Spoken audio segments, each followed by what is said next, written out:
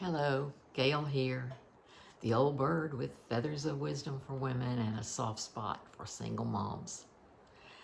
Yesterday I went to a funeral, and that always makes me think of lots of things about our lives.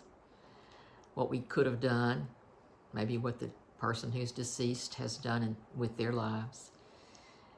But I'm thinking today about grief in general for women. I know that I have lived long enough to have lots of grief. Some of that grief was the loss, the death of a loved one, but sometimes there's other kinds of grief, because there's the grief when there's something in life that happens that you just desperately do not want to accept and you cannot change. So you can grieve over a child's disability. You can grieve over the loss of a love. You can grieve over divorce.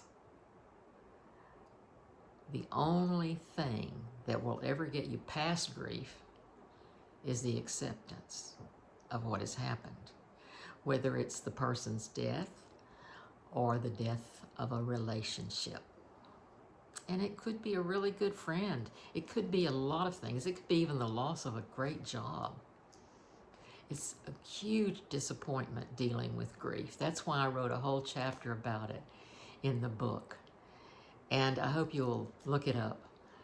The book, Living, Learning, Loving, is available for pre-order, and it's going to be out in September.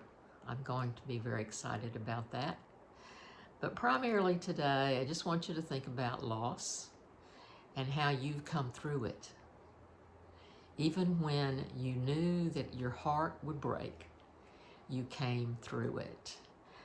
I managed to get through lots of grief. Grief of young people that I knew, grief of my grandparents, of course, grief of my parents, and many others. But I will tell you that the greatest grief I've ever experienced was the loss of my marriage. And I've learned to accept that. I've learned to accept that it's helped me to be the person I have become. And I'm glad about that, because now I can take what I've learned, potholes, pests and all, and share it with other women, and hopefully give you some feathers to live by.